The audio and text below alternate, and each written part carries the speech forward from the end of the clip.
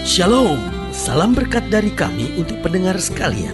Saat ini pendengar akan diberkati dengan program Hari Ini Harinya Tuhan bagian yang ke-8.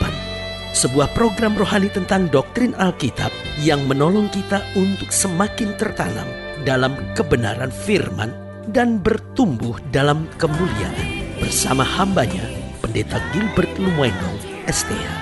Banyak orang merasa doktrin Alkitab sebagai sesuatu yang membingungkan. Tetapi tahukah saudara bahwa doktrin Alkitab intinya adalah memahami Alkitab dengan benar, dengan pemahaman yang sistematis, sehingga kita terus dapat tertanam di dalam kebenaran firman, sehingga kita terus bertumbuh di dalam kemuliaan Allah.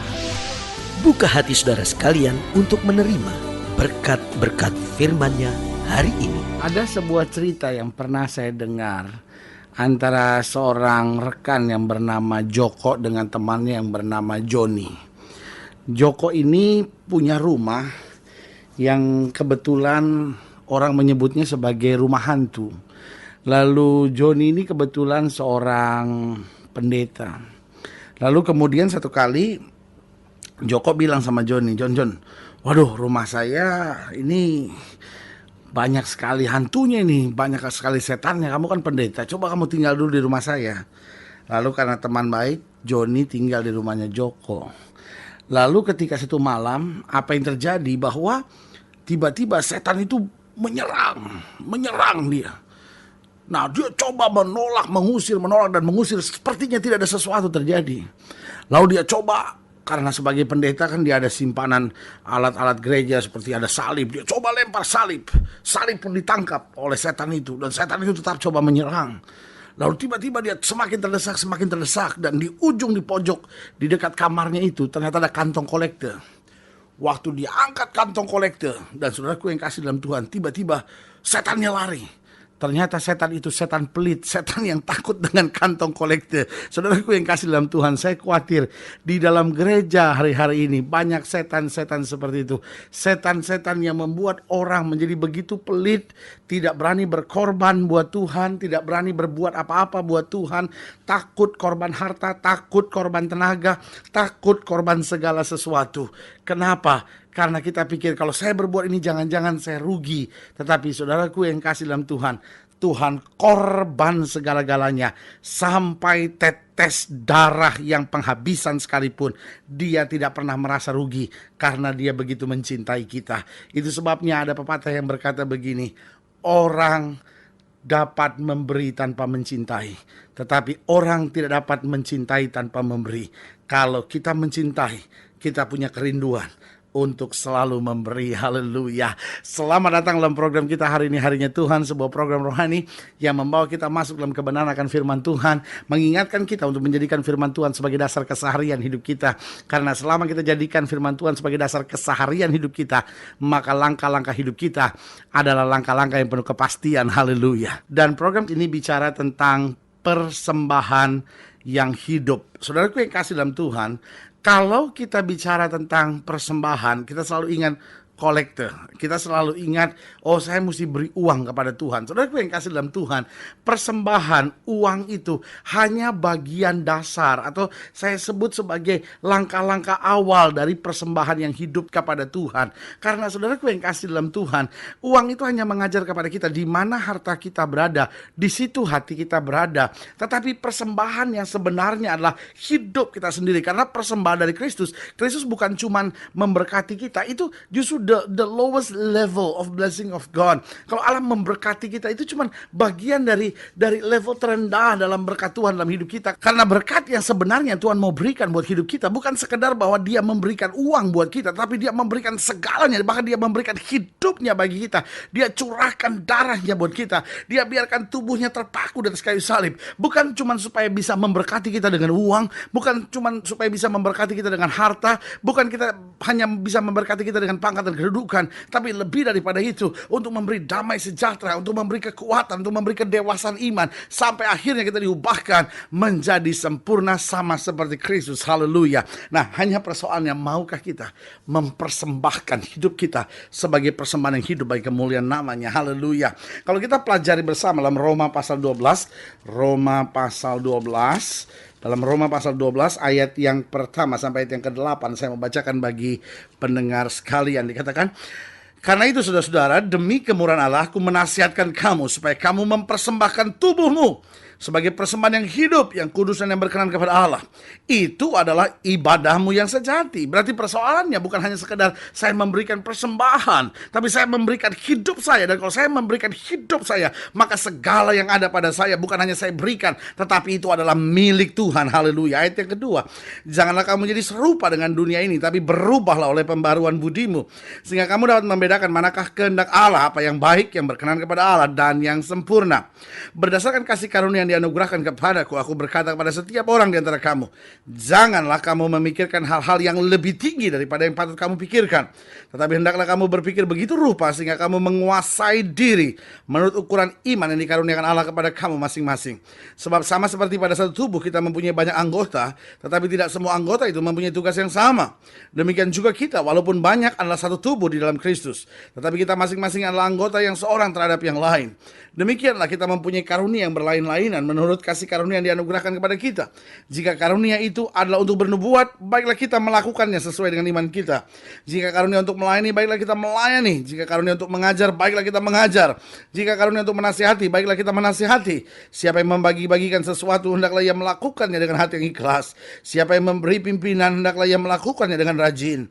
Siapa yang menunjukkan kemurahan, hendaklah ia melakukannya, haleluya, dengan sukacita. Nah, saudaraku yang kasih dalam Tuhan, ayat-ayat bacaan ini mengajarkan kepada kita, bahkan menekankan kepada kita, agar kita bukan hanya beribadah, tetapi mengadakan persembahan yang hidup, memberikan tubuh kita, hidup kita seluruhnya sebagai persembahan yang hidup, kata Alkitab, yang kudus dan berkenan kepada Tuhan. Nah, pertanyaannya, bagaimana persembahan yang hidup itu sebenarnya? Yang pertama, jelas dikatakan pada ayat yang kedua, dikatakan, janganlah kamu menjadi serupa dengan dunia ini. Berarti yang pertama, bagaimana kita dapat memberikan persembahan hidup bagi Tuhan? Yang pertama, kalau kita tidak menjadi serupa dengan dunia ini.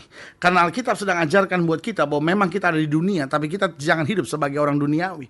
Alkitab mengajarkan kepada kita, dunia dengan segala keinginannya sedang menuju pada kebinasaannya. Tetapi orang yang melakukan kehendak Allah, orang yang berbeda dengan dunia ini, orang yang punya prinsip di dalam dunia ini, orang yang pegang teguh kebenaran firman Tuhan, apapun yang terjadi, Alkitab berkata, dia akan tetap hidup sampai selama-lamanya. Haleluya. Berarti bagaimana kita memberikan persembahan yang hidup kepada Tuhan?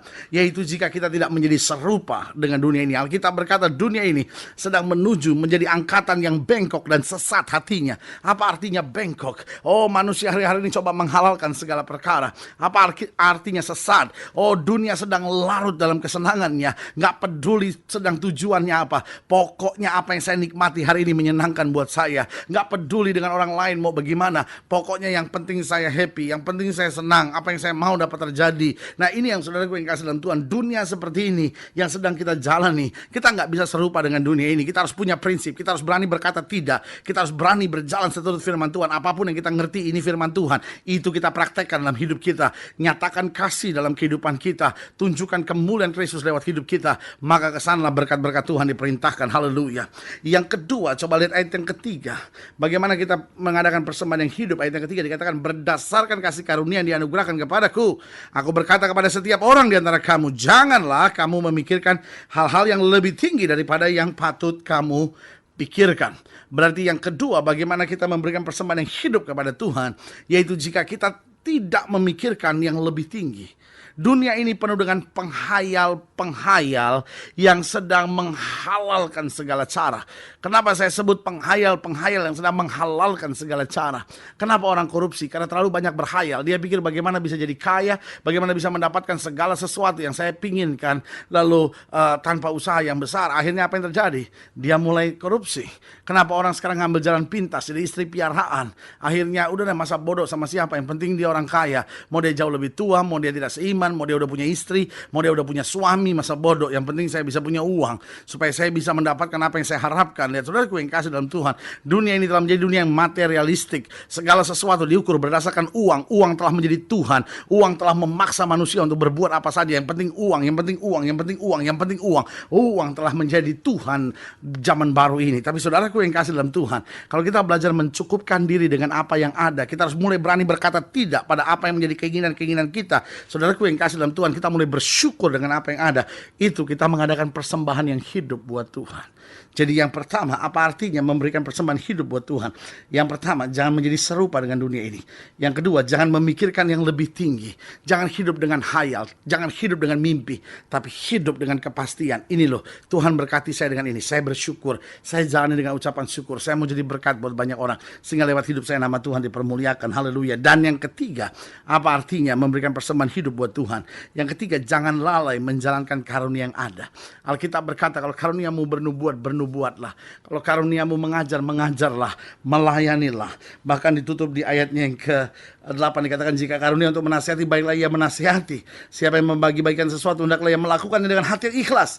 Siapa yang memberi pimpinan, hendaklah ia melakukannya dengan rajin. Siapa yang menunjukkan kemurahan, hendaklah ia melakukannya dengan sukacita. Ada 3 hal penting di sini. Ada ikhlas, ada rajin, ada sukacita. Jadi Alkitab sedang mau mengingatkan kita, jangan lalai menjalankan karunia yang ada. Apa sih yang Tuhan berikan? Apa karunia yang Tuhan sediakan buat kita? Kuncinya 3. Dikatakan di sini apa? Perlu ikhlas, perlu tulus. Yang kedua perlu rajin. Dan yang ketiga perlu sukacita. Di mana ada keikhlasan, ketulusan, di mana ada kerajinan, di mana ada sukacita, pasti ada kemenangan yang luar biasa. Ibu-ibu, layani suami saudara dengan ikhlas, dengan rajin, dengan penuh sukacita. Suami-suami, layani istri saudara, layani anak-anak saudara, saudara sebagai imam dalam keluarga, sebagai ayah dalam keluarga, layani dengan ikhlas, dengan rajin, dengan sukacita. Saudara-saudara yang bekerja, saudara-saudara yang merupakan pimpinan, saudara-saudara yang pelayan-pelayan Tuhan, lakukan 3 hal penting ini. Ikhlas, rajin, lakukan dengan sukacita. Haleluya. Saudara-saudara yang ingin dilayani lebih jauh, hubungi kami melalui telepon, hubungi kami melalui surat, kunjungi website kami, karena kami ada untuk membawa Bapak Ibu Saudara senantiasa lebih dekat pada Tuhan, mengalami kasih kuasa mujizat yang luar biasa. Haleluya. Melalui program ini secara khusus juga saya mau berdoa untuk setiap saudara yang sakit, setiap saudara yang berbeban berat. Saudara-saudara yang ingin didoakan secara khusus boleh taruh tangan kanan saudara di dada dan kita doa. Bapa, dalam nama Yesus, hamba doa buat setiap pendengar sekalian, mereka yang sakit, mereka yang berbeban berat, mereka yang rindu ingin lebih dalam lagi, bukan hanya menjalankan ibadah, tapi memberikan persembahan hidup buat Tuhan, sehingga kami tidak serupa dengan dunia ini. Kami tidak memikirkan yang lebih tinggi daripada yang Tuhan sediakan.